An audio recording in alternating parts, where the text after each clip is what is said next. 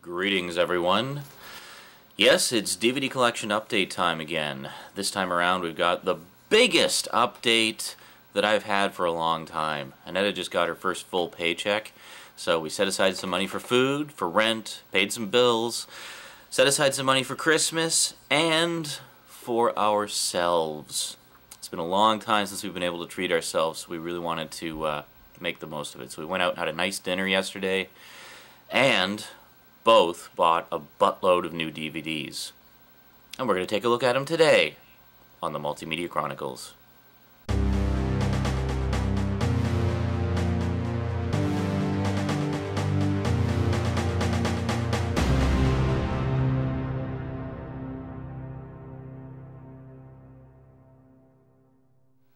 Now, I'd like to do a little shout out to Bookhouse Boy 77 because part of how I decided to do this video was actually inspired by one of his latest DVD update videos. He's a fellow DVD enthusiast and one of my regular viewers, and we chat a fair amount. And he stopped by the Stickam chat room a few times. And in his latest video, he did something that I thought was kind of interesting.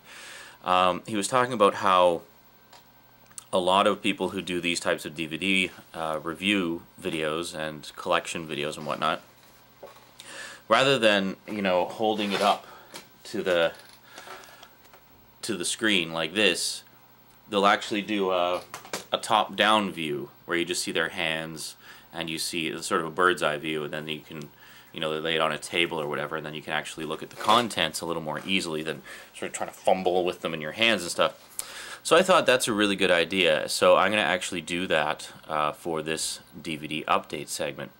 But I'm going to mix it up a little bit. I'm going to do both. I'm going to do this style, just talking to you, and do a top-down to actually show you the contents and whatnot. There's some people outside. Alright, so let's begin, shall we? First off, we'll take a look at the latest editions that I got, which I'm quite happy about.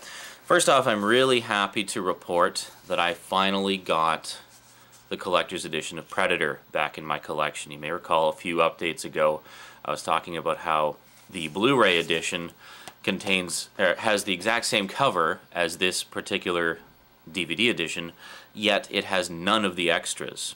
So let's take a little bit of a closer look at just what is in this particular collection. Okay, so this, of course, is an edition that I used to have and sold because I heard it was coming out on Blu-ray, and then found out the Blu-ray doesn't have all the extras, but you know that whole story. So this is part of Fox's Collector's Edition series, Collector's Edition number 15. I don't actually know what all of them were. I have a few Collector's Editions that have that numbering on them, but I don't actually know what they all are. So we got this nice matte finish, which I really like. So we got that, and then that. So you got the Predator there, and then some of the characters. And it's just a gatefold digipack, basically. It folds out like that. And you got your two discs. So you got, disc 1 is the feature, and then disc 2 is the bonus material. So quite nice. As far as DVD goes, it's actually really nice quality. And you got your track listing on the back, your chapter listing on the back, and a breakdown of the contents of the discs. So as you can see, there's quite a lot of extras on there. Just tons and tons of stuff. In particular, I was interested to know about how they did some of the Predator effects, because this, of course, was before the days of CG. I mean, this movie originally came out in, 1987. So it was pretty cool when it came out. It was kind of like the Matrix of Schwarzenegger films. I mean, you know how the Matrix introduced bullet time and all these cool effects. Well, Predator introduced the whole camouflage thing and some pretty cool effects there. So, Predator, special edition, big thumbs up. Check it out. So yeah, so needless to say, if you're a fan of the original Predator, this is the only edition worth getting. By all means, pick up the Blu-ray if you just want to have the movie in the best possible quality. But if you want not just the movie, but all the extras, and there's really worthwhile extras here, get this edition, because it's really really worth checking out. Then I picked up, been wanting to get this one for a while, because Annetta and I are both big fans of Futurama. This, of course, is the second of the 4 direct-to-DVD movies. These are also being shown on television, sometimes in movie format, but also they'll be chopping them up into 4 episodes per movie to make sort of a virtual new season. But really, it's just the movies chopped up into episodes. So anyway, this was the second one. It was on sale for like $12.99, so I thought, hey, perfect, I'm going to grab it. I still have to get the third one, which is Bender's Game, which is basically their big parody of Dungeons & Dragons. So let's take a quick look at what is inside Futurama, Beast with a Billion Backs. Now, those of you in the know will of course know that the producers of Futurama are often associated with Al Gore. Al Gore has actually appeared on Futurama a number of times, and when he was doing his Inconvenient Truth movie, he did a promo featuring none other than Bender himself, basically razzing him and giving him a hard time.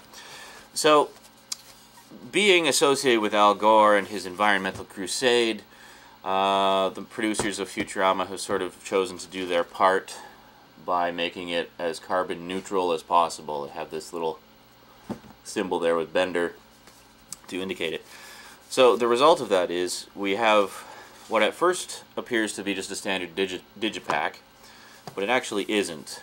Got this cool artwork on it. If you open it up, you'll notice there's actually no plastic anywhere in this entire packaging. It's all cardboard.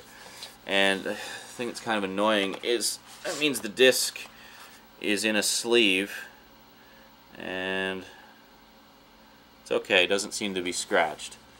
But, I mean, with these kinds of sleeves, you got to make sure that there is 0 dust, because one little speck of dust can scratch the hell out of your disc and render it unplayable. So, yeah, good guys for helping to save the environment, but not so good for, you know, protecting the frickin' discs. Anyway, so you got this cool movie poster here. I like this one, actually, which is a take on the old Metropolis poster, which is quite cool. And then a little blurb about Futurama comics, which you can get. So, it's okay. They've been doing this kind of packaging for all of the direct-to-DVD movies. The only exception being, of course, the Blu-ray edition of Bender's Game, which is in a standard Blu-ray case, which, you know, kind of defeats the purpose. But that's okay. As far as I know, this is the second of the Futurama movies. The first one was Bender's Big Score. As far as I know, these will be coming out on Blu-ray eventually. It hasn't been announced yet, but from Bender's Big Score all the way up to Bender's Game, all 4 of the movies basically, they've been doing them in high definition for the first time. So, if you want to get them in high def, you can. And there you go. So Futurama, Beast with a Billion Backs, awesome stuff. Anything Futurama is pretty much a guaranteed good time, especially if you're a sci-fi fan and just like that style of humor, which we do. Well, folks, it looks like the DVD update and mini reviews are running a little bit longer than I anticipated. Basically because I'm not just holding them up and showing them, I'm actually doing proper in-depth reviews of each one for you and showing you what's in them. So, you know, necessarily the running time's a little bit longer. So I'm actually going to chop this up into 3 parts. Yes, we got that many DVDs, and yes, I talk about them that much that I need to split it up into 3 parts. So this is the end of part 1. So part 2 will be posted, probably tomorrow. I'm probably going to split them up over the next 3 days. So, see you in part 2. Until then, thanks for watching, and sayonara.